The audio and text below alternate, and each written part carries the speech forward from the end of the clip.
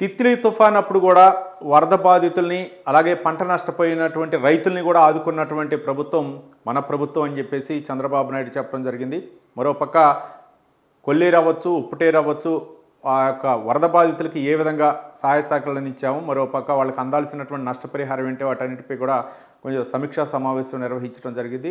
అయితే ఈ సందర్భంలోనే గత ప్రభుత్వానికి అంటే వైసీపీ ప్రభుత్వానికి ఇప్పటికీ జరిగినటువంటి తేడా అవ్వచ్చు, లేకపోతే మనం వ్యవహరించే విధానం అవ్వచ్చు, అధికారుల్లో వచ్చేటటువంటి స్పందన అవ్వచ్చు, వాటన్నిటిపై కూడా చంద్రబాబు నాయుడు అయితే మాట్లాడారు. మరోపక్క తిత్లీ తుఫాన్ అప్పుడు ఎకరాకి 20,000 రూపాయలు రైతులకి ఇవ్వటం జరిగింది. కానీ గతంలో వైసీపీ ప్రభుత్వం ఉన్నప్పుడు ఎక్కడా కూడా ఇవ్వలేదు. మరో ఆసక్తికరమైనటువంటి వ్యాఖ్యలు ఏంటంటే బురదలో దిగారు అనేటటువంటి అంశాలు కూడా తెరపైకి వచ్చాయి. ఏ రోజు రాలేదు. పరదాలు కట్టుకున్నటువంటి జగన్మోహన్ రెడ్డి, మరోపక్క అంగు ఆర్భాటంతో వచ్చేటటువంటి జగన్మోహన్ రెడ్డి ఏ రోజైనా సరే బురదలోకి దిగారా అని చెప్పేసి చంద్రబాబు నాయుడు ప్రశ్నించారు. నేను దిగాను బురదలోకి అంటే చంద్రబాబు నాయుడు చెప్పినటువంటి అంశాలు, దిగాను బురదలోకి అయితే నేను దిక్కపోతే అక్కడ అధికారులు కూడా దిగేవాళ్ళు కాదు. ఐఏఎస్ అధికారులు ఉన్నారు, నా చుట్టూ నా అధికారులు ఉన్నారు, వాళ్ళు కూడా దిగేవాళ్ళు కాదు, మిగిలినటువంటి అధికారులు కూడా దిగేవాళ్ళు కాదు. కాబట్టి నేను బురదలోకి దిగి నేను చేయబట్టే మిగిలినటువంటి అధికారులు కూడా బురదలోకి దిగి వాళ్ళు చేయగలిగారు. మనం దిగాం కాబట్టి జగన్మోహన్ రెడ్డి కూడా దిగగలిగాడు. కాబట్టి గత 5 సంవత్సరాల్లో ఆయన ఎప్పుడైనా దిగాడా అని చెప్పేసి అక్కడ అడగటం జరిగింది. కాబట్టి ఆయన దించాం, కాబట్టి బురదలోకి దించాం, మనల్ని చూసి జగన్మోహన్ రెడ్డి దిగాడు. కాబట్టి క్షేత్రస్థాయిలో పనిచేయాలంటే అలా ముందుకు వెళ్ళాలి.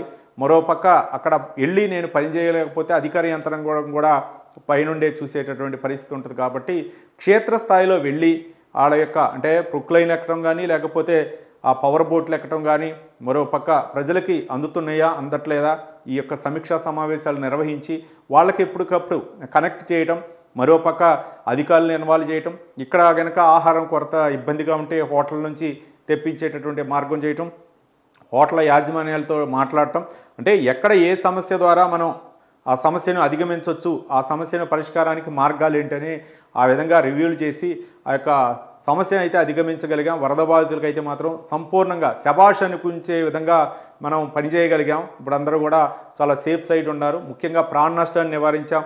తర్వాత ఆస్తి నష్టం విషయంలో కూడా అంచనా వేస్తున్నాం. ఇంటింటికి తిరిగేటటువంటి పరిస్థితి, ముఖ్యంగా విజయవాడలో పూర్తి స్థాయి గతంలో ఏ విధంగా ఉందో అదే పరిస్థితిలో తీసుకురాగలిగాం 10 రోజులు అని చెప్పేసి చంద్రబాబు నాయుడు చెప్పారు. మొత్తానికి గత సీఎం హయాంలో, గత వైసీపీ హయాంలో అయితే మాత్రం అరాచకాలు విధ్వంసాలే ఉన్నాయి. కానీ మన ప్రభుత్వంలో అభివృద్ధి సంక్షేమంపైనే ప్రధానంగా దృష్టి కేంద్రీకరిస్తున్నాం. కాబట్టి అది ప్రజల అభివృద్ధి కోసం నేను చేస్తున్నటువంటి ప్రయత్నం అని చెప్పేసి చంద్రబాబు నాయుడు చెప్పారు.